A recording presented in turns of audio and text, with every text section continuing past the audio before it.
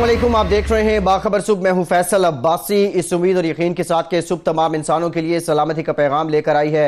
आपकी सुबह को, आपके दिन को बाखबर बनाने के लिए हम हाजिर हैं। मेरे साथ स्टूडियो में तशरीफ रखते हैं सीनियर सहाफ़ी, सीनियर तजियाकार इकराम होती साहब। होती साहब, बहुत शुक्रिया आपका। उनके साथ ही साथ तशरीफ फरमा है सीनियर कॉरेस्पॉन्डेंट 92 न्यूज़ तजियाकार सुहेल इकबाल भट्टी साहब। भट्टी साहब, आपका भी शुक्रिया। दीगर शहरों से भी हमारे नुमाइंदगान हमें ज्वाइन करेंगे, उनसे भी हम खबरें लेने की कोशिश करेंगे। दो एक्सक्लूसिव स्टोरीज जो आज रोजनामा 92 न्यूज में भी छपी हैं, ये हमारे प्रोग्राम का हिस्सा हैं। एक इस्लामाबाद से इमराना कोमल की स्टोरी है। National commission for human development में 62 मुलाजमीन ऐसे हैं जो गैर कानूनी तौर पर जिनका तकर्रुर किया गया और अरसे से तनख्वाहें ले रहे हैं, सरकारी खजाने को नुकसान पहुंचाया जा रहा है। इससे मुतालिक भी आपको बताएंगे। इसके साथ साथ लाहौर से अनवर सुमरा की स्टोरी है जी। कायद-ए-आज़म सोलर पार्क की 4 दीवारी का ठेका 1 अरब 60 करोड़ और इफ्तिताई तकरीब पर 1 करोड़ रुपए खर्च हुए, जिसकी कोई लिखत पढ़त नहीं है। नैब ने इसको लेकर तहकीकात शुरू कर दी हैं और सीरीज ऑफ करप्शन है ये दो एक्सक्लूसिव स्टोरीज के साथ साथ दीगर कुछ खास खबरें भी हम आपको बताएंगे। एक अहम मामला, इससे पहले अपने प्रोग्राम में बारहा हम तस्करा कर चुके, यूटिलिटी स्टोर्स कॉरपोरेशन। जब यह इदारा तबाह होना शुरू हुआ था उस वक्त से लेके अब तक हम रिपोर्ट कर रहे हैं। अब इसके मुलाजमीन सरापा एहतजाज हैं। बटी साहब, बीच में खबर आई कि प्रोक्योरमेंट हम दोबारा शुरू कर रहे हैं। रज़ाक दाऊद साहब ने जिस पे पाबंदी लगाई थी आते ही, अब जो एहतजाज है बुनियादी तौर पे इन मुलाजमीन के मुतालिबात क्या हैं? फैसल, देखिए, मुशीर सनत व पैदावार अब्दुल रज़ाक दाऊद साहब ने 27 अगस्त से यूटिलिटी स्टोर्स कॉरपोरेशन के हवाले से मजीद प्रोक्योरमेंट के हवाले से उन्होंने पाबंदी आयद कर दी थी और कहा गया था कि ऐसे यूटिलिटी स्टोर्स के कॉरपोरेशन के स्टोर्स जिनकी माहाना सेल 1 लाख से कम है उन्हें हम बंद करेंगे। उसके बाद वजीर खजाना असद उमर साहब ने कहा कि नहीं, ऐसा कोई फैसला नहीं किया गया। लेकिन हमने देखा कि तकरीबन 2 माह के लगभग ये प्रोक्योरमेंट के ऊपर पाबंदी आयद रही। बेशतर यूटिलिटी स्टोर्स के कॉरपोरेशन के जो स्टोर्स थे वो खाली हो गए थे, वहां पर कोई अशिया नहीं थी और यौमिया खसारा करोड़ों रुपए का मजीद बढ़ने लगा। जिसके बाद यूटिलिटी स्टोर कॉरपोरेशन की एम्प्लॉयज यूनियन ने हड़ताल और धरने की कॉल दी हुई थी। 3 रोज कबल वजारत सनत व पैदावार में मुज़ाकरात हुए, जिसके अंदर एक जो बड़ा मामला था कि प्रोक्योरमेंट के ऊपर जो पाबंदी आयद है वो खत्म कर ली गई। लेकिन जो दीगर मामला थे, जो सबसे बड़ा मामला था कि यूटिलिटी स्टोर कॉरपोरेशन को हुकूमत ने जो रकम अदा करनी है, जो हुकूमत की जिम्मेवार बात है, जिसके अंदर सब्सिडी की रकम भी है और उसके साथ साथ मुख्तलिफ सरकारी इदारों ने यूटिलिटी स्टोर कॉरपोरेशन से मुख्तलिफ अशिया खरीदी, वो ये रकम अदा नहीं कर रही। ये मजबूरी तौर के ऊपर ये रकम तकरीबन 31 अरब रुपए बनती है। होती साहब, 31 अरब रुपए वफाकी हुकूमत ने यूटिलिटी स्टोर कॉरपोरेशन को अदा करने हैं और मुसलसल ये रोना रोया जा रहा है। स्पेशली गुज़श्ता 5 सालों के दौरान एक बाज़ाब्ता मंसूबे के तहत यूटिलिटी स्टोर कॉरपोरेशन को इस नहज पर लाया गया कि वो यूटिलिटी स्टोर कॉरपोरेशन जिसकी 2013 तक सालाना सेल 87 अरब रुपए थी, वो कम होकर 40 अरब रुपए तक आ गई। और अब जो जिस किस्म की स्ट्रेटजी अडॉप्ट की गई है उसके नतीजे में यह लगता है कि यह सेल 30 से 35 अरब तक रह जाएगी। उसके साथ जब यह सिलसिला हुआ तो उसके मुस्लिम लीग नून के दौरे हुकूमत में आखिरी 2 सालों के दौरान जब यूटिलिटी स्टोर कॉरपोरेशन के पैसे रोके गए तो यूटिलिटी स्टोर कॉरपोरेशन मुख्तलिफ जो अशिया खरीदता है, दालें खरीदते हैं, आप चीनी खरीदते हैं, आटा खरीदते हैं, घी खरीदते हैं, जितनी अशिया थी मुख्तलिफ सनतों से खरीद रहे थे, मुख्तलिफ फैक्ट्री से खरीद रहे थे। यूटिलिटी स्टोर उनका नादहिंदा हो गया। यूटिलिटी स्टोर ने मुख्तलिफ कंपनियों के, मुख्तलिफ सनतों के, फैक्ट्रियों के तकरीबन 4 अरब रुपए अदा करने हैं। अब वफाक यूटिलिटी स्टोर कॉरपोरेशन इंतजामिया का यह मौकिफ था कि जब तक वफाकी हुकूमत हमारे पैसे अदा नहीं करेगी, हमारे पास मजीद पैसे नहीं है कि हम अपने अखराजात भी पूरे करें और जो प्रोक्योरमेंट कर रहे हैं उसकी अदायगियां भी कर सके। तो अल्टीमेटली प्रोक्योरमेंट भी कम होना शुरू हो गई। दूसरी जानिब जब वफाकी हुकूमत ने पैसे यूटिलिटी स्टोर कॉरपोरेशन को अदा ना किए और उसके साथ जो मुख्तलिफ वेंडर्स थे, मुख्तलिफ फैक्ट्री के लोग थे, वहां उनको पैसे ना मिले, तो अब सिचुएशन ये है, एक जानिब यूटिलिटी स्टोर कॉरपोरेशन के मुलाजमीन का चूल्हा बुझता दिखाई दे रहा है, तो दूसरी जानिब वो मुख्तलिफ फैक्ट्रियां, वो मुख्तलिफ कारखाने जहां पर सैकड़ों मुलाजमीन काम करते थे, जो मुख्तलिफ अशिया तैयार करते थे और फिर ये अशिया यूटिलिटी स्टोर कॉरपोरेशन तक पहुंचती थी और गरीब आवाम को, मुतवस्त तबके को एक माकूल रेट के ऊपर यह अशिया मिलती थी, वो भी उनसे महरूम हुए। दूसरी जानिब कई फैक्ट्रियां बंद होने के करीब हैं, मतलब एक बेरोजगारी बढ़ने का खदशा है, कोई भी इस जानिब तवज्जो देने को तैयार नहीं है। दूसरी जानिब हमने ये वर्किंग की कि फेडरल गवर्नमेंट कहती है कि हम सब्सिडी दे रहे हैं, सब्सिडी दे रहे हैं। गुज़श्ता 10 सालों के दौरान वफाकी हुकूमत की जानिब से यूटिलिटी स्टोर कॉरपोरेशन को तकरीबन 37 अरब रुपए की सब्सिडी दी गई और दूसरी जानिब यूटिलिटी स्टोर कॉरपोरेशन ने जो मुख्तलिफ अशिया मार्केट से भी कम रेट पर फरोख्त की, उन्होंने कौमी खजाने के अंदर 54 अरब रुपए का टैक्स जमा करवाया। तो यानी कि आप विन विन सिचुएशन में हैं। गवर्नमेंट की एक आमदन का जरिया भी है, गरीब आवाम को सस्ती अशिया भी मिलती हैं और उसके साथ साथ कई फैक्ट्री कई सनतों का पहिया भी इस वजह से चलता है। लेकिन माजरा क्या है कि कुछ लोगों की प्लानिंग ऐसी है कि उसको चलने नहीं दे पा रहे। दो इंपॉर्टेंट पॉइंट है फैसल, कोई भी इस किस्म की सप्लाई चेन हो उसका एमडी आप अपॉइंट करते हैं कॉम्पिटेंट, जिसका रेलेवेंट एक्सपीरियंस हो, 3 साल के लिए कम से कम एमडी अपॉइंट करते हैं। गुज़श्ता 5 सालों के दौरान 12 एमडी यूटिलिटी स्टोर कॉर्पोरेशन के तब्दील किए गए, सारे डीएमजी ग्रुप के अफसरान को लाया गया, कोई भी मार्केट से कॉम्पिटेंट रेलेवेंट एक्सपीरियंस का एमडी अपॉइंट नहीं किया गया। आपकी बदनीति इसमें शामिल है। उसके बाद तकरीबन 2 माह होने वाले होती साहब वो यूटिलिटी स्टोर कॉर्पोरेशन जो अपनी मुल्क की तारीख के बदतरीन बहरान से दो चार है, 2 माह से वहां पर कोई एमडी नहीं है, किसी के पास कोई एक्टिंग चार्ज नहीं है। उसके बाद बोर्ड ऑफ डायरेक्टर्स जिस किस्म का भी आपने पहले बनाया था, 15 रोज से कोई बोर्ड ऑफ डायरेक्टर भी अपनी मुद्दत पूरी कर चुका है, तहलील हो चुका है, बोर्ड भी नहीं है। तो आप वो supply chain, food supply chain जो मुख्तलिफ एशिया फरोख्त करती है, 4,500 से ज्यादा उसके स्टोर्स हैं और वो 80 अरब रुपए 87 रुपए तक सालाना सेल करती थी, उसका एमडी भी आप अपॉइंट ना करें मार्केट से कॉम्पिटेंट, उसके बोर्ड ऑफ डायरेक्टर भी नहीं है। और उस मकसद यह कि प्राइम मिनिस्टर ऑफ पाकिस्तान को उसके साथ वजीर खजाना को इस मामले को टेकअप करना चाहिए कि वो लोग निजी हैसियत के अंदर आके सरकारी इदारों में बैठ के किस तरीके से इजलासों की सदारत कर रहे हैं और कौन लोग हैं जो गरीब आवाम को सस्ती अशिया फराहम करने वाला और सैकड़ों फैक्ट्रियों के अंदर सैकड़ों फैक्ट्रियों के अंदर काम करने वाला मुलाजमीन के मौशी कत्ल के जो जिम्मेदार बन रहे हैं वो कौन लोग हैं, इस मसले को हल करना चाहिए। और जिन मालकान के 2 साल से वाजबात आपने अदा नहीं किए, मुख्तलिफ कंपनियों के वहां मजदूर बेरोजगार हो रहे हैं, उनकी अदायगियां फर्स्ट प्रायोरिटी पे होनी चाहिए। बड़ी साहब क्या ही खूब होता अब्दुल रज़ाक दाऊद साहब आते ही गवर्निंग बॉडी मुकम्मल करते, एमडी का तकर्रुर करते, बजाय इसके कि प्रोक्योरमेंट पे पाबंदी लगा दी गई। Anwar Waqar Chaudhry secretary general utility stores worker association हमारे साथ लाइन पे मौजूद हैं, उनसे भी जान लेते हैं। चौधरी साहब बताइएगा, अब एहतजाज आप लोगों का जारी है, क्या राब्ता किया गया हुकूमत की जानिब से आपसे कुछ? और प्रोक्योरमेंट पे पाबंदी हटाने की बात तो की गई थी, लेकिन क्या ये ऊंच के मुंह में जीरे के मुतरादिफ है? बिस्मिल्लाहिर्रहमानिर्रहीम। मैं अनवर वकार चौधरी आपसे मुखातब हूँ। सर ऐसा है कि हमने तकरीबन 1 महीना पहले ही इनको हमने अपना भेज दी थी रिक्वेस्ट कि ये हमारे मुतालबात हैं, लेकिन 1 महीना पहले तो इन्होंने किसी ने हमारे से कोई राब्ता नहीं किया। लास्ट फ्राइडे को हमें कॉल आई है अपना मुशीर साहब की कि मुशीर साहब आपसे मीटिंग करना चाहते हैं। तो हमने मुशीर साहब के पास मीटिंग करने मिनिस्ट्री पहुंचे हैं। शाम को 6 बजे हमारी मीटिंग स्टार्ट हुई है उनके साथ, तो 1 घंटा मीटिंग चली है और उस मीटिंग में उन्होंने जो हमारे पे जो पाबंदियां लगाई थी वो साफ इनकार किया कि मुझे तो पता ही नहीं, मैंने तो कोई प्रोक्योरमेंट बंद नहीं किया है। हालांकि जो टीवी पे बैठ के उन्होंने जियो न्यूज पे बैठ के कहा कि यूटिलिटी स्टोर इतनी नुकसान में है इतनी, लेकिन जब हमने उनसे मिले हमने कहते मैंने तो कोई बात नहीं की, ये सब झूठ बोलते हैं, ये मीडिया वाले सब गलत कर रहे हैं। उस वक्त उन्होंने प्रोक्योरमेंट हमारी तो ऑर्डर उन्होंने कर दिया, लेकिन अगले ही दिन उन्होंने हमारी मीटिंग अरेंज करवा दी नईम उल हक साहब से कि जी आप नईम उल हक साहब से मीटिंग करें। तो हमने कहा जी कोई ऐसी बात नहीं है, अब तक हमारे पास तो कोई ऐसा नोटिफिकेशन नहीं है, ना ही हमें को पता चला कि हमारे चेयरमैन है, हम तो आपको मिलने हैं, हम चेयरमैन साहब को मिलने तो नहीं आए ना।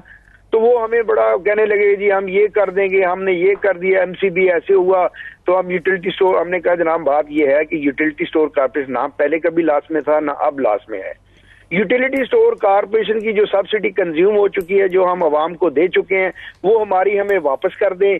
अगर वो वापस करने में तो वक्ती तौर पे आप हमें 10 अरब रुपए का बेल आउट पैकेज दे दें तो हम आपको यूटिलिटी स्टोर चला देंगे। यूटिलिटी स्टोर तो सर नुकसान में है ही नहीं है, ये पूरे पाकिस्तान की वाहिद। अच्छा सर ये बताइएगा कि आपके अपने मुलाजमीन के भी मुतालबात है मुख्तलिफ हवालों से जिसकी वजह से आप लोग धरना दे रहे हैं, यकीनी तौर पर आपका राइट है धरना देना, लेकिन जब तक आपको वफाकी हुकूमत पैसे जारी नहीं करती है, यूटिलिटी स्टोर कॉर्पोरेशन जिनसे मुख्तलिफ एशिया 2 सालों के दौरान खरीद कर आप फरोख्त कर चुके हैं, उन कंपनियों को, उन वेंडर्स को आप अदायगियां नहीं करते तो मुलाजमीन का भी फिर जो हकूक है उनकी आप प्रोटेक्शन नहीं कर सकते। तो आपने गवर्नमेंट से क्या ये आवाज बुलंद की है कि जो यूटिलिटी स्टोर कॉर्पोरेशन मुख्तलिफ कंपनियों का नाम दहिंदा है, अरबों रुपए आपने अदा करने हैं, हमें रकम दी जाए कि उन कंपनियों को हम अदायगी करें, नई प्रोक्योरमेंट कर सकें ताकि यूटिलिटी स्टोर कॉर्पोरेशन के अंदर अशिया फरोख्त होती रहें, तो फिर ही मुलाजमीन के हकूक का भी तहफ़्फ़ुज़ हो सकेगा। जी जी जी बिल्कुल जी। कल हमें सेक्रेटरी डर्सी साहब ने भी बुलाया था, वो भी मीटिंग करना चाह रहे थे इसी वाले से। परसों नईम उल हक साहब भी आए थे हमारे यहाँ क्राउड में, यहाँ धरने में आए थे, और नईम उल हक साहब ने कहा कि जी हम यूटिलिटी स्टोर आपके जितने एम्प्लॉइज हैं, जो आपके मुतालबात हैं, हम आपके सारे मुतालबात मंजूर कर रहे हैं।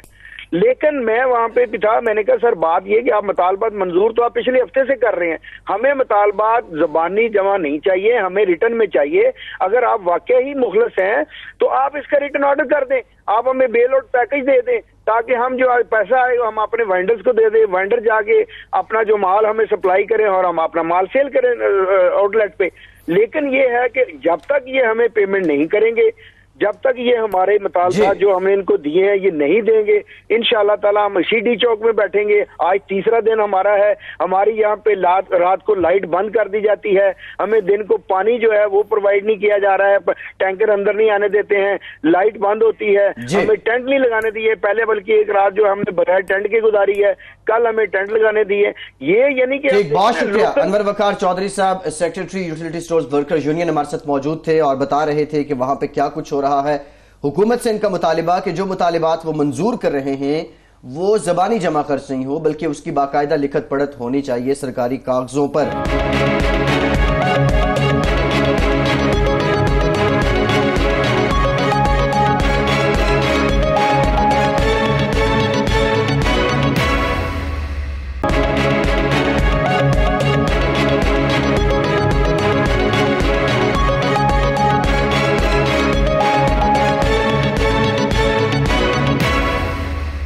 एक और इंतहाई अहम खबर है और कायद-ए-आज़म सोलर पार्क, मुबैशना तौर पे यहाँ पे करप्शन, गैर मयारी तौर पर जो सोलर पैनल्स हैं वो नस्ब किए गए। इसके साथ साथ और भी बहुत सी कहानियां इस कहानी के अंदर छुपी हैं।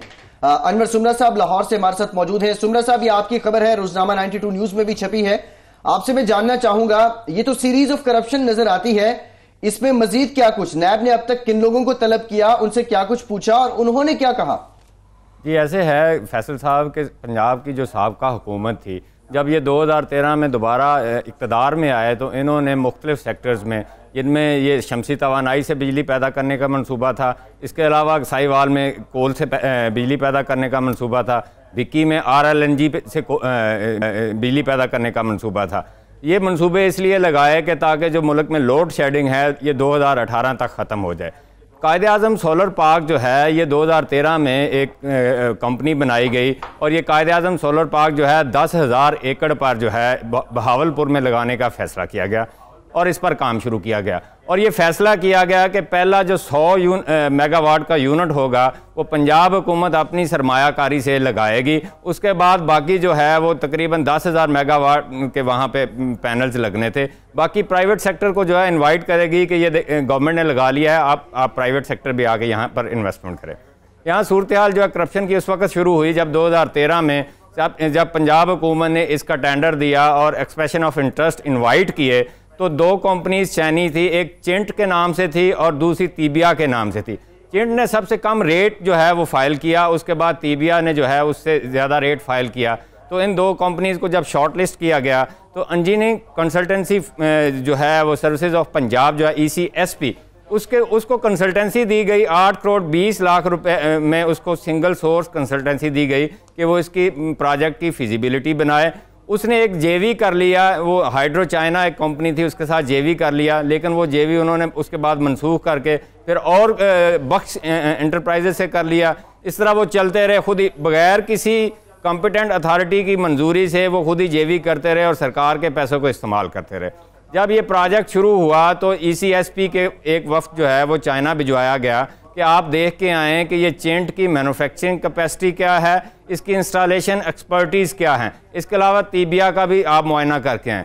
तो चिंट जो सबसे कम थी, बिड में सबसे कम थी, ये जब वफद वहाँ पर गया तो इन्होंने वापस आकर ये रिपोर्ट दी कि चिंट की कैपेसिटी नहीं है, उसमें मेलाफाइडी थी, क्योंकि इस वफद को बताया गया था कि आपने आकर हमने तीबिया को ये देना है प्रोजेक्ट, आपने आकर इस तरह की रिपोर्ट देनी है ताकि हम चिंट को टेक्निकली नॉकआउट कर दें।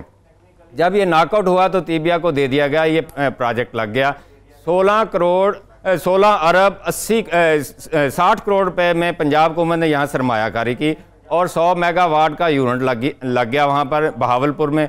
जब ये यूनिट लग गया तो इसकी तकरीबन मई 2015 में इसके साबका वज़ीर आज़म पाकिस्तान जो हैं नवाज शरीफ साहब, उन्होंने इसका इफ्तिताह किया तो सरकारी ख़जाने से 1 करोड़ रुपया उस सेरेमनी पे लगाया गया, रेड कारपेट वहाँ पे इफ्तिताह किया गया।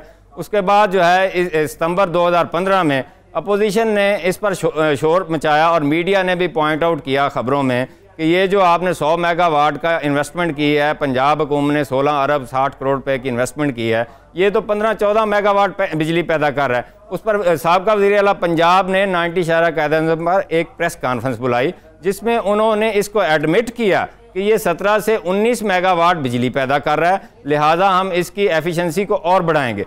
इसमें वजह ये बताई जा रही थी ज़राए की तरफ से कि जो पैनल्स लगाए गए थे वो एक तो सब स्टैंडर्ड थे, उनकी एफिशिएंसी बहुत कम थी। दूसरा, वहाँ पर जब हवा चलती थी तो उन पैनल्स पर रेत आ जाती थी और रेत की वजह से इनकी एफिशिएंसी जो है वो कर्टेल हो जाती थी और बिजली की पैदावार जो है वो जो मुकर्ररा मेयार था या जो जिस मेयार पर होनी चाहिए थी वो नहीं हो रही थी। फिर ब्यूरोक्रेसी ने क्योंकि ये लगाया। बताइए कि कायदे आज़म सोलर पावर पार्क कंपनी भी 56 कंपनी स्कैंडल में शामिल है, नैब इसकी जैसे तहकीकात कर रहे हैं। ये तमाम तर इख्तियारात जहां पर इजाफी खर्च किए गए, अखराजात किए गए, ये साबिक वज़ीर पंजाब शहबाज शरीफ साहब की हिदायत पर सारे काम होते रहे। क्या शहबाज शरीफ साहब को भी इसके अंदर शामिल तफ्तीश नैब करने जा रही है? और इसके साथ शहबाज शरीफ साहब ने कौम से वादा किया था कि कायदे आज़म सोलर पावर पार्क से मजमूई तौर के ऊपर 1000 मेगावाट बिजली हासिल होगी और हम 1000 मेगावाट के ही सोलर पावर प्लांट की तनसीब करेंगे। तो क्या इस वक्त 1000 मेगावाट के सोलर पावर प्लांट की तनसीब हो सकी है या नहीं? जी भट्टी साहब, ऐसे है कि ये जब प्रोजेक्ट जो है सामने आया तो क्योंकि ब्यूरोक्रेट्स ने लगाया था तो उन्होंने एक समरी शहबाज शरीफ साहब को भिजवाई कि हम इसको फौरी तौर पर प्राइवेटाइज कर दें। फिर ये प्राइवेटाइज कमीशन ऑफ पंजाब के हवाले किया गया कि इसको प्राइवेटाइज कर दें क्योंकि ये लॉस में जा रहा है। इब्तदाई तौर पर इसकी 12 सेंट फी यूनिट जो है कीमत रखी गई थी। आज मौजूदा जो है 20 रुपये 74 पैसे फी यूनिट इसकी लागत आ रही है, आप अंदाज़ा लगा लें। अब शहबाज शरीफ साहब ने फिर अप्रूवल दे दी कि इसकी निजकारी कर दी जाए। निजकारी के लिए बैनुल अक़वामी जो है वो इश्तिहार दिया गया और एक बैंक को एवेल्यूएशन के लिए हायर किया गया। उसने जब एवेल्यूएशन की तो वो सामने आया तो यहाँ तो इसके जो असासा जात हैं इस प्रोजेक्ट के वो बहुत कम हैं। ये 16 अरब 60 करोड़ रुपये लगा है, जबकि असासा जात इसके जो हैं वो 4 अरब कुछ रुपए के हैं। इसके अलावा 12 अरब का इस पर जो है वो कर्ज है। तो ये तो सूरत हाल बड़ी ख़राब है। और ये जो कंपनीज आई हैं उन्होंने भी ज़राए का कहना है कि उन्होंने आधी कीमत पर ख़रीदने का इसको अंदिया दिया, लेकिन इसी दौरान जो है नैब को जब शिकायत मिली कि इसमें बहुत बड़ी करप्शन हुई है, क्योंकि सबसे पहले तो कॉन्ट्रैक्ट गलत दिए गए, दूसरा सोलर पैनल जो लगाए गए वो सब स्टैंडर्ड लगाए गए। नैब ने जब तहकीकात शुरू की तो निजकारी का अमल तो रुक गया। उन्होंने अब फाइनली जो है नजम शाह साहब जो चीफ एग्जीक्यूटिव ऑफिसर थे उनको बुलाया है। उस वक्त के 2013 के जो सेक्रेटरी एनर्जी थे उनको बुलाया है। इसके अलावा ज़राए का ये कहना है जो चेयरमैन FBR हैं, क्योंकि वो उस वक्त एडिशनल चीफ सेक्रेटरी पंजाब थे, उनको भी बुलाया जा रहा है। जब नैब ने ये रिकॉर्ड इनसे तलब किया तो पता चला कि 2013 का रिकॉर्ड ही मौजूद नहीं है। ना तो इस प्रोजेक्ट का कोई PC1 मौजूद है, ना कोई समरी मौजूद है जिसके ज़रिए से वज़ीर आला पंजाब से इसकी मंजूरी ली गई थी। इसके अलावा मिनट्स ऑफ मीटिंग भी मौजूद नहीं है। और नैब हैरान हो गया कि ये प्रोजेक्ट इतना बड़ा लग गया है, इसके कोई भी जो डॉक्यूमेंटेशन मौजूद नहीं है। ज़राए का कहना है कि ये बहुत बड़ा स्कैंडल है। साहब को हतमी जो है उन्होंने मौका देना है, इस्तीफ़ा इस तरह सेक्रेटरी एनर्जी को देना है। इसके बाद जहां ज़ेब साहब को बुलाया जाएगा। अब इनकी स्टेटमेंट क्योंकि इसकी मंजूरी तो वज़ीर आला पंजाब ने उस वक्त के दी थी, शहबाज शरीफ साहब ने दी, और उन्होंने इनका बड़ा ढिंढोरा भी पीटा था कि देखें ये शॉर्टेस्ट टाइम में मैंने इतना बड़ा प्रोजेक्ट लगा दिया। उनको भी बुलाया जा सकता है। जी ठीक, बहुत शुक्रिया अनवर सुमरा, आप लाहौर से हमारे साथ मौजूद थे और एनर्जी को लेकर बात हो रही है जहां बहुत से मंसूबों में करप्शन हुई है। इसी के साथ साथ अगर हम बिजली की बात करें या गैस की बात करें बिलखुसूस, तो गैस महंगी क्यों हुई और मजीद कितनी हो सकती है, ये सारी कहानी होती साहब आपसे हम जानना चाहेंगे। जी, गैस तो बुनियादी तौर पे तो महंगी इसलिए हुई है कि खरीद कर महंगी सस्ती बेची गई है और 2013 से इस मामले को हल नहीं किया गया, यानी बैलेंस नहीं किया गया। ना ये किया गया कि जितने की खरीद रहे हैं उतने की फी यूनिट बेचें, ना ये किया गया कि जितने की खरीद रहे हैं उससे फी यूनिट ज्यादा बेच लें। उसकी वजह से गर्दिशी कर्जा हो गया 158 अरब रुपए। 158 अरब रुपए होने के बाद अभी जो इस हुकूमत ने गैस की कीमतें बढ़ाई हैं और 7 स्लैब बना दिए हैं, तो उसकी वजह से 103 अरब रुपए का गर्दिशी कर्जा कम हो जाएगा। तो जो बाकी 55 अरब रुपए बचेगा उसकी सूरत हाल यह होगी कि अगर डॉलर की कीमत मजीद बढ़ गई तो दरामदी जो गैस है उसकी कीमत बढ़ जाएगी, तो ये फिर गर्दिशी कर्जा मजीद बढ़ेगा, फिर इनको लगाना पड़ेगा, एक कीमत बढ़ानी पड़ेगी।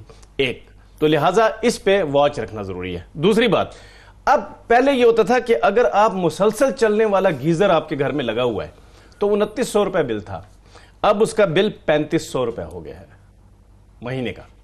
ये जो 3500 रुपए है ये उस सूरत में है कि अगर वो ऑटोमेटिक है, वो गर्म होने के बाद वापस बर्नर पे चला जाता है, वरना ये 4000 से क्रॉस कर जाएगा। तो इसका मतलब क्या हुआ कि 1100 रुपए फी गीजर पैसे बढ़ गए हैं। इसी से आप हिसाब लगा लें कि बर्नर पे कितने पैसे बढ़ेंगे, कम से कम 200-300 रुपए बढ़ेंगे हर बर्नर पे। और इसके अलावा अगर हुकूमत ने जो सर्द इलाके हैं जहां -0 टेम्परेचर है, अगर वहां के लिए स्पेशल पैकेज दे दिया सप्लाई का और कीमतों का, तो उससे भी मजीद इजाफा होगा।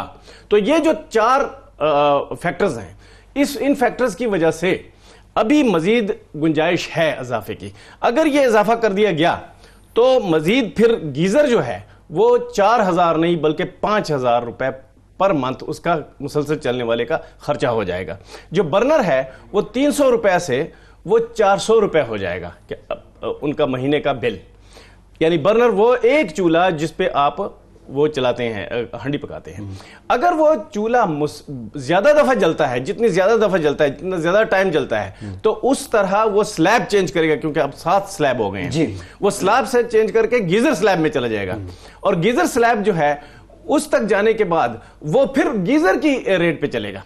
तो ये जो महंगाई है इसकी गैस की, ये अभी तो इतनी ज्यादा नहीं है, लेकिन तकरीबन समझ लीजिए कि 20 से लेकर 30% है। अगर ये डॉलर की कीमत बढ़ गई और बाहर की गैस महंगी हो गई, और दूसरा गर्दिशी कर्जा इस तरीके से कम ना हुआ और स्पेशल पैकेज दे दिया गया सर्द इलाकों के लिए, तो फिर ये मजीद महंगी करने का खदशा है। एक ब्रेक का कहा जा रहा है, ब्रेक के बाद लौट कर आते हैं, दीगर मामला पे बात करते हैं।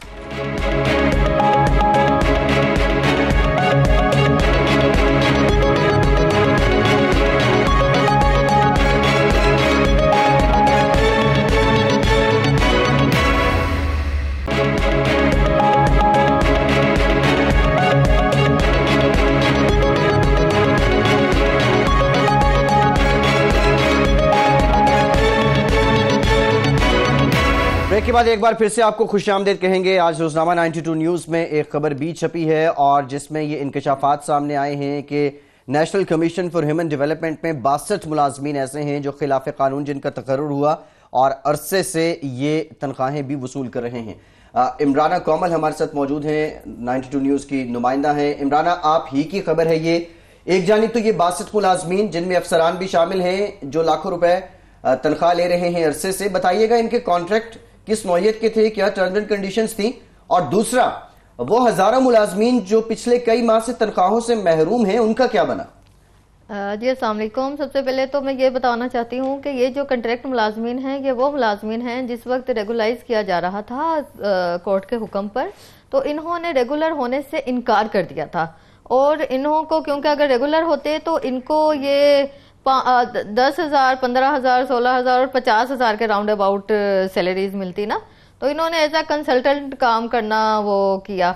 और इनकी जो तकरीरियां हैं वो ज़राए के मुताबिक गैर कानूनी हैं और ये लोग लाखों की ना सिर्फ तनख्वाहें बल्कि मराआत भी हासिल कर रहे थे तकरीबन अरसे दराज से, किसी की 2002 से 2004 से, और मुख्तलिफ पीपल्स पार्टी के दौर में भी इनकी भर्तियां हुई, नवाज दौर में भी इनकी भर्तियां हुई, और जब नया पाकिस्तान आया तो ये तस्वुर किया जा रहा था कि शायद ये जो सफ़ेद हाथी पाल रखे हैं हम लोगों ने, इनके बारे में कुछ सोचा जाए। लेकिन अभी तक नए पाकिस्तान में भी जो पीटीआई की हुकूमत है कोई ऐसी पॉलिसी बनाने में नाकाम रही है। फिलहाल तक 100 रोज़ा एजेंडे में भी कोई हमें ऐसी बात सामने नहीं आई कि इनके बारे में कि हम ये नहीं कहते कि इनको हटा दिया जाएगा, लेकिन आप एक प्रोग्राम की नोयत। अच्छा इमरान, ये बताइएगा, ये तो 62 मुलाजमीन हैं जिनका तकर्रुर है गैर कानूनी तौर पे और उनमें से कुछ अपनी मर्जी से हैं जी, जो हजारों की तादाद में टीचर्स हैं पिछले 5 माह से जिन्हें तनख्वाहें नहीं मिली है,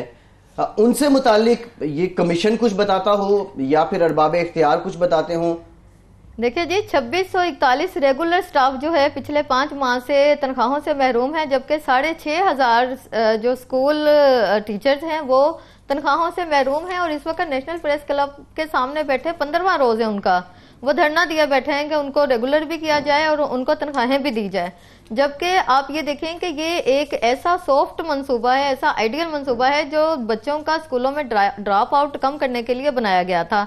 और मैं ये समझती हूँ कि जैसे अभी हम रोना रोने की बात कर रहे हैं कि हम तो उन बच्चों का रोना रो रहे हैं जो कल अगर उनको तालीम ना मिली तो वो छोटे बन जाएंगे, अगर तालीम ना बनी तो वो मुस्तकिल हो, कोई उनको मोटा कह के बुलाएगा, कोई छोटा कह के बुलाएगा, कोई ये कहेगा कि चल ये काम कर। वो हमने तो कौम को मुस्तकबिल बचाने के लिए एक मंसूबा बनाया था, लेकिन मुस्तकबिल किनका बन रहा है? जो लाखों की तनख्वाहें ले रहे हैं, जो आपके कैपिटल में बैठे हुए हैं, जिनको गाड़ियों के अलाउंस की मद में भी इतना सारा कुछ मिल चुका है, जिनको ऐसी तईशात भी मिल चुकी हैं जिसका तस्वुर जो है वो वाला बच्चा नहीं कर सकता, जिसके लिए आपने ये स्कूल बनाया है। और वो वाले जो स्कूलों के जो उनके काम रुके हुए हैं, उनके सारी चीजें रुकी हुई हैं, उनको उनके घरों की दहलीज तक जो तालीम पहुंचाने का सिलसिला शुरू किया गया था वो इस वक्त कहाँ है? हमारा तो स्टैंड ये है, आप बेशक मुलाजमीन को मजीद भर्ती करें, रोजगार का सिलसिला करें, हम नहीं चाहते कि किसी का भी चूल्हा ठंडा पड़े, लेकिन आपका जो मिजाज है, आपके जो जज्बे हैं, आपको जो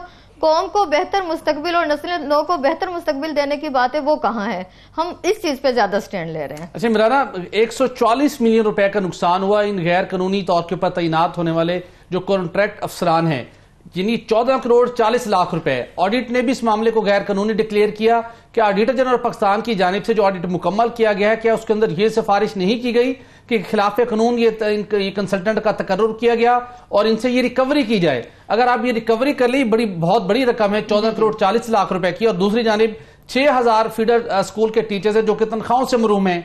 एक जानिब आप गैर कानूनी तौर के ऊपर तकर्रुर कंसल्टेंट को करोड़ों रुपए दे रहे हैं, दूसरी जानिब टीचर्स को तनख्वाहों से महरूम कर रहे हैं। तो ऑडिटर जनरल पाकिस्तान ने या ऑडिट टीम ने रिकवरी की सिफारिश की है इस मामले में या नहीं? भट्टी साहब, ये वाली जो ऑडिट रिपोर्ट है ये 2014-15 की है, जिसमें ये बताया जा रहा है कि 14 करोड़ 80 लाख रुपए का करप्शन हुई है ना, और इन लोगों को गैर कानूनी दिया गया है, और ये खुद भी गैर कानूनी लोग हैं। लेकिन तब से लेकर अब तक का आप दोबारा ऑडिट कराएं तो ये रकम जो 70 करोड़ तक पहुंच जाएगी। ये 70 करोड़ अलग और बच्चों का मुस्तकबिल अलग। और दूसरा ये कि हमारे पास एक और मिनिस्ट्री ऑफ फाइनेंस का नोटिफिकेशन मौजूद है जिसमें वाज़ेह तौर पर ये 7 अक्टूबर 2018 का नोटिफिकेशन है, जिसमें बाकायदा तौर पर यह कहा गया है कि इन तमाम जो 62 लोग हैं इनको फौरी तौर पर नौकरी से निकाला जाए, फारिग किया जाए, ताकि जो बाकी मुलाजमीन हैं उनका हम सिलसिला जारी रख सकें।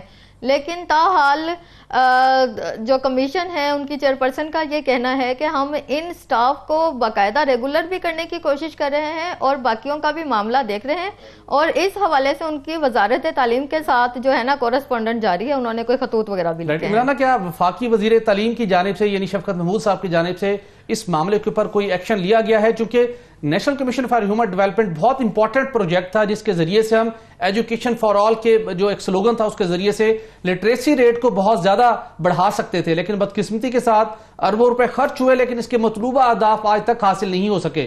शफकत महमूद साहब बहुत खसूसी तवज्जो देते हैं तालीम के मामले पे। क्या उन्होंने एनसीईआरटी के अंदर जो मामलात खराब हो चुके हैं, खिलाफ कानून तकर्रियां हैं और जो डिजर्विंग टीचर्स हैं उनको तनख्वाहें नहीं मिल रही, उन्होंने इस मामले को हल करने के लिए कोई कदम उठाया है? जी, शफकत महमूद साहब के बारे में ये बताया जा रहा है कि उन्होंने एनसीईआरटी का एक विजिट किया था, जिसमें चूंकि इस्लामाबाद का उन्होंने विजिट किया और इस्लामाबाद के स्टाफ ने अपना ही मुद्दा उनके सामने पेश किया कि हमें आप कंट्रैक्ट वालों को निकाल रहे हैं, तो उन्होंने कहा कि इसके हवाले से कोई उन्होंने जबानी बात की, उन्होंने उनको यकीन दहानी करवाई कि उनके बारे में भी सोचा जाएगा। तो वो यही प्ली लेकर चल रहे हैं कि चूंकि शफकत महमूद साहब ने कहा है कि हमारे बारे में भी सोचा जाएगा, इसलिए हमारे बारे में जब सोचा जाएगा तो आगे की हम बात करेंगे।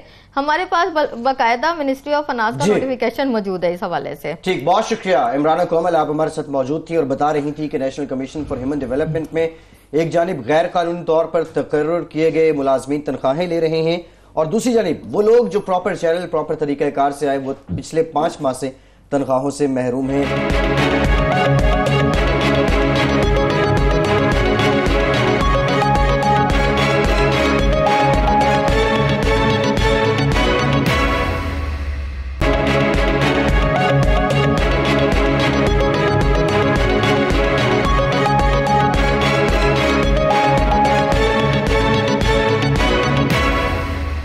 इस वक्त जो पाकिस्तान के पास फॉरेन करेंसी रिजर्व्स हैं उनको बचाने के लिए हुकूमत क्या कुछ कर रही है? होती सब जो इक़दाम हुकूमत की जानिब से उठाए जा रहे हैं उससे मुतालिक भी बताइए, और दूसरा ये बताइए कि क्या ये काफ़ी हैं, इससे मौजूदा जो ज़खायर हैं वो नीचे नहीं जा सकते और बढ़ सकते हैं? जी, जो फॉरेन करेंसी का आपने नाम लिया, तो फॉरेन करेंसी के 3 पहलू हैं। एक पहलू ये है कि हमारे पास फॉरेन करेंसी इस वक्त है कितनी, दूसरा है कि हम कर्ज के जरिए या बैंकों में रकम रखवा कर, जिस तरह सऊदी अरब के साथ मायदा हुआ है, उसके जरिए इनको किस तरह बढ़ा सकते हैं। तीसरा, हम अपनी तिजारत में को किस तरह देख सकते हैं कि दरामदात पाकिस्तान में जो इंपोर्ट होती हैं उनको किस तरह कम किया जाए। उसमें 2 बुनियादी बातें रखी गई। एक, पुरताइश अशिया।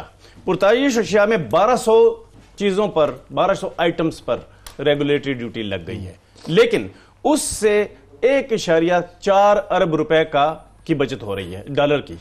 1.4 अरब डॉलर की बचत हो रही है। हुकूमत का टारगेट है 10 अरब डॉलर रुपए बचाना। 10 अरब डॉलर बचाने के लिए इनको मजीद सख्त इकदाम करने पड़ेंगे। उन सख्त इकदाम में से एक इकदाम यह है कि सारी इंडस्ट्री से रिपोर्ट ली जाए कि उनकी खाम माल की डिमांड क्या है, उनके मशीनरी की डिमांड क्या है। यह प्रोसेस अब शुरू होने वाला है।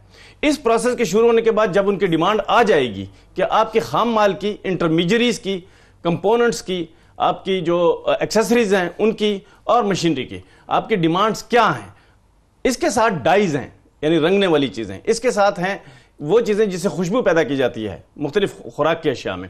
ये सारी चीजों की जो डिमांड है ये यहां पर पाकिस्तान में जितनी है इसकी असेसमेंट की जा रही है, ताकि अगर ये डबल हो रही है, ये 4 गुना हो रही है तो इसको रोका जा रहा है। तो रोकने के लिए उन्होंने क्या किया है कि जो इंडस्ट्री है वो अपनी रिपोर्ट जब दे देगी कि भाई मेरी इतनी डिमांड है, एक तो वो रिपोर्ट होगी, दूसरा कमर्शियल जो इंपोर्टर हैं वो हमेशा पहले से बहुत ज्यादा मंगा के रखते हैं ताकि वो इंडस्ट्री को प्रोवाइड कर सकें या फिर डीलर्स को प्रोवाइड कर सकें जो मार्केट में बैठे हैं। उन डीलर्स को पाकिस्तान की जरूरत से ज्यादा दरामदाद की जा रही हैं। वो जो दरामदाद हैं उनको रोकने के जरिए पाकिस्तान में कम से कम 3 अरब डॉलर का इंपोर्ट को रोका जा सकता है। अब 3 अरब डॉलर अगर इंपोर्ट को रोक लिया उसके जरिए तो ये 4.5 अरब डॉलर रुक जाएगा। इसका मतलब क्या होगा कि 5.5 अरब डॉलर की इंपोर्ट फिर भी पाकिस्तान में ज्यादा हो रही है। उसकी वजह क्या है कि 34 अरब डॉलर खसारा है हमारा, जो हम एक्सपोर्ट करते हैं और जो इंपोर्ट करते हैं उसके दरमियान 34 अरब डॉलर का खसारा है। 50 अरब डॉलर से ऊपर की इंपोर्ट हो रही है, लिहाजा एक्सपोर्ट हमारी उतनी नहीं है। तो उस खसारे में 34 अरब डॉलर में से अगर ये 4.5 अरब डॉलर मजीद कम कर लें तो इसका मतलब होगा कि 30 अरब डॉलर तक ये आ जाएगा। लिहाजा खसारा कम हो जाएगा, लेकिन वो चाहते हैं कि मजीद 5.5 अरब डॉलर करें। उस 5.5 अरब डॉलर के लिए भी प्रोग्राम बनाया जा रहा है और उसमें यह देखा जाएगा कि रुपए की कीमत कितनी कम हो रही है, डॉलर की कितनी बढ़ रही है, उसके मुताबिक। सब ये बता दीजिएगा कि सऊदी अरब की जानिब से भी एक बड़ा अच्छा पैकेज दिया गया, लेकिन उसके साथ जो तरसीलात ज़र थी बैरून मुल्क पाकिस्तानी भेजते थे प्राइम मिनिस्टर की जानिब से, उनके लिए भी खसूसी इंसेंटिव दिया गया है, उसको मजीद आसान बनाया गया है। तो आप एक्सपेक्ट करते हैं कि तरसीलात ज़र में भी इजाफा होगा? सऊदी अरब का पैकेज भी बिल हमें मिल गया तो हमारे जो फॉरेन करेंसी के रिजर्व हैं इनके ऊपर जो प्रेशर था वो किस हद तक खत्म होगा और इसको रिजर्व को मजीद बेहतर बनाने में हमें कितनी मदद मिलेगी? उनकी एक डिमांड है, वो डिमांड पूरी कर दी जाए तो सऊदी अरब या किसी भी अमेरिका, हॉलैंड, कनाडा, इंग्लैंड से जो लोग हैं वो एक डिमांड कर रहे हैं। वो डिमांड ये कर रहे हैं कि हम, असल मसला तो ये है कि बैंकिंग चैनल के जरिए पैसा आए, हुंडी हवाले के जरिए ना आए। तो उनका एक डिमांड है कि बैंकिंग चैनल के जरिए जब हमारा पैसा जाए तो हमारे पास एक कार्ड हो, उस कार्ड का एक नंबर हो, तो पता चले कि हम बाहर से पैसा भेजने वाले हैं और हम कोई मनी लॉन्ड्रिंग नहीं कर रहे। लिहाजा उनको फौरी तौर पर हमारे को पेमेंट कर दी जाए। ठीक, ये तरीका। ठीक, बिल्कुल ठीक। एक और इंतहाई अहम मामला है शोबे सेहत की, हम कुछ बात करेंगे, बल्कि शोबे सेहत क्या, जो सेहत को लेके तालीमी सिलसिला है उसकी हम बात करेंगे। जुल्फिकार अली भुट्टो यूनिवर्सिटी पिछले 9 माह से ये वाइस चांसलर से महरूम है। भट्टी साहब, इससे पहले हमने ये तनाज़ा भी देखा यूनिवर्सिटी और पिम्स के दरमियान, फिर वो हल हुआ, लेकिन अभी तक वाइस चांसलर यहाँ नहीं है। रीजन क्या है? फैसल, देखिए 2014 में एक्ट ऑफ पार्लियामेंट के जरिए से जुल्फिकार अली भुट्टो मेडिकल यूनिवर्सिटी का क्याम अमल में लाया गया, लेकिन उसके बाद से अब तक हम देख रहे हैं कि जो वफाकी सतह के ऊपर एक जरूरत थी, एक अच्छा इकदाम था, लेकिन उसके बावजूद जो इसके कानूनी मसाइल थे और एडमिनिस्ट्रेटिव मसाइल थे वो मुस्तकिल तौर के ऊपर आज भी हल नहीं किए जा सके। 4 साल का से ज़्यादा अरसा गुजरने के बावजूद अभी भी यूनिवर्सिटी कई मसाइल से 2-4 है। उसके बाद हमने ये देखा कि इसके जो पहले तो इसका कंबाइंड सिस्टम था, जो ईडी पीम्स थे उन्हीं को ही यूनिवर्सिटी का वाइस चांसलर अपॉइंट किया गया था, जिनका नाम था प्रोफेसर जवेद अकरम साहब। 6 जनवरी 2018 को ये रिटायर हो गए। उसके बाद से 9 माह का अरसा गुजर चुका है, अभी तक कोई भी मुस्तकिल वाइस चांसलर अपॉइंट नहीं किया जा सका। उसके बाद इस यूनिवर्सिटी के क्याम के हवाले से, इसके फंक्शंस के हवाले से जो कानूनी पेचीदगियां थी उनको हल करने के लिए फरवरी 2018 में इस यूनिवर्सिटी के कानून में मजीद तरमीम की गई, पिम्स को अलग निज़ाम किया गया और इसके साथ साथ इसका जो इंतजामी मामला थे यूनिवर्सिटीज के वो अलग किए गए। लेकिन उसके बावजूद फरवरी 2018 में जो एक बड़ी डेलिब्रेशन के बाद एक तरमीम की गई थी, उसके अंदर भी कुछ लकूनाज मौजूद रह गए, जिसको हल करने के अंदर काफी वक्त लगा। लेकिन उसके बाद अब सिचुएशन ये है कि इस वक्त एक्टिंग वाइस चांसलर गुज़श्ता 9 माह से हैं आबिद फारूकी साहब, वो खिदमात सर अंजाम दे रहे हैं। लेकिन उसके बावजूद 9 माह का अरसा गुजर चुका है कि न पहले वजारत कैबिनेट ने जानिब तवज्जो दी और अब ये मामला वजारत नेशनल हेल्थ रेगुलेशन के पास है, ना ही उनकी इसकी जानिब कोई तवज्जो है। बिलाखिर acting vice chancellor Abid Farooqi ने, जो खुद उन्होंने रिटायर होने मार्च 2019 में एक उन्होंने अच्छा स्टेप लिया है और एक उन्होंने सेक्रेटरी सेहत की तवज्जो इस जानिब मबजूल करवाई है कि मैं खुद यूनिवर्सिटी के वाइस चांसलरशिप के लिए कोई उम्मीदवार नहीं हूं, न इसके अंदर कोई मेरी दिलचस्पी है, लेकिन यूनिवर्सिटी का मुस्तकिल वाइस चांसलर का अपॉइंट न होने की वजह से यूनिवर्सिटी के अमूर मुतासिर हो रहे हैं। और प्रोसेस शुरू करने के बाद जो आपने अपना शफाफ तरीके से मेरिट के ऊपर अपॉइंटमेंट करनी है, उस प्रोसेस को भी अमूमी तौर के ऊपर 2 से 3 माह लग जाते हैं।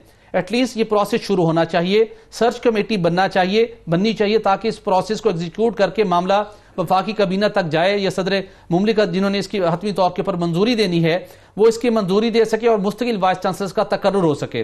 उन्होंने ये खत लिखा है और उसमें उन्होंने कहा है कि सर्च कमेटी के अंदर मेरा नाम तजवीज ना किया जाए, लेकिन जो मुस्तकिल वाइस चांसलर की तकर्री का मामला है उसको जल्द अज जल्द हल किया जाए। हमने देखा कि गुज़श्ता 5 सालों के दौरान वो पिम्स का हम बात करें या जुल्फ़िकार अली भुट्टो मेडिकल यूनिवर्सिटी की बात करें, बुरी तरह से इसके अमूर मुतासिर हुए। Ultimately chief justice of Pakistan को इस मामले का नोटिस लेना पड़ा। चीफ जस्टिस ऑफ पाकिस्तान ने मुसलसल इन मामलात को परसू किया, क्योंकि मुस्लिम लीग नून के दौरे हुकूमत के अंदर जहां पर हॉस्पिटल्स के मामला थे, वफाकी दारुल-हुकूमत के या मेडिकल यूनिवर्सिटीज और दीगर जो सेहत के शोबे से मुतल्लिक़ इदारे थे, तकरीबन 8 से 9 इदारे बनते हैं। मुस्लिम लीग नून के दौरे हुकूमत के अंदर तारिक फजल चौधरी साहब वजीर कैड थे, उनके मातहत ये सारे इदारे थे। किसी भी एक इदारे का मुस्तकिल सरबराह तैनात ना किया गया। जूनियर अफसरान को एक्टिंग चार्ज के ऊपर उनको अपॉइंट किया जाता रहा। Ultimately chief justice of Pakistan ने 2017 में इस मामले का नोटिस लिया। वहां पर बहुत से पेटिशनर भी पहुंचे जिन्होंने बताया कि वफाकी दारुल हुकूमत के जो सेहत के शोबे से मुतल्लिक हॉस्पिटल्स हैं या इंस्टीट्यूट हैं, उनके मुस्तकिल सरबराहान की तैनाती न होने की वजह से उनके अमूर बुरी तरह से मुतासिर हो रहे हैं। जब फुल टाइम को आपका सरबराह नहीं है तो फिर करप्शन भी फरोग पाती है, उसके साथ साथ बैड गवर्नेंस भी होती है और ऑपरेशनल मैटर्स भी बुरी तरह से मुतासिर होते हैं। चीफ जस्टिस ऑफ पाकिस्तान की एफर्ट्स के बाद इनिशिएटिव हुआ कि पिम्स का मुस्तकिल सरबराह की तैनाती की गई और उसके बाद चीफ जस्टिस ऑफ पाकिस्तान ने मोअज़्ज़िज़ जजी साहिबान के हमरा पिम्स का दौरा भी किया। पिम्स के अंदर फिर इंतजामी लिहाज से भी बेहतरी आई और सेहत के लिहाज से भी बेहतरी आई। अब ये पाकिस्तान तहरीक इंसाफ की हुकूमत को चाहिए कि इस मामले को प्रायोरिटी पे ले, क्योंकि अब एडमिशन का सिलसिला भी जारी है। इस यूनिवर्सिटी के अंदर एडमिशन होने हैं, तो लिहाजा मुस्तकिल वाइस चांसलर की जो तकर्री का मामला है जल्द अज जल्द उसको निपटाया जाए ताकि यूनिवर्सिटी जिन मसाइल से दो चार है वो मसाइल खत्म हो सके। बड़ी साहब, पिम्स में बेहतरी तो नजर आती है, इसमें कोई दो राय नहीं है। एक सर्च कमेटी पिछले दिनों बनाई गई थी इस्लामाबाद की दीगर यूनिवर्सिटीज के वीसी की सर्च के लिए, क्या उसमें ये यूनिवर्सिटी भी शामिल है? उसके अंदर ये यूनिवर्सिटी शामिल नहीं है। ताहम जो खत लिखा गया है वो इस यूनिवर्सिटी के लिए आपको डेडिकेटेड सर्च कमेटी कायम करना पड़ेगी, सिर्फ इस यूनिवर्सिटी के वाइस चांसलर का तकर्रुर करने के लिए अपना किरदार अदा करेगी। ठीक, प्रोग्राम का वक्त खत्म हो गया। बहुत शुक्रिया सोहेल इकबाल भट्टी साहब आपका, इकराम होती साहब आपका, फैसल अब्बासी को इजाजत दीजिए।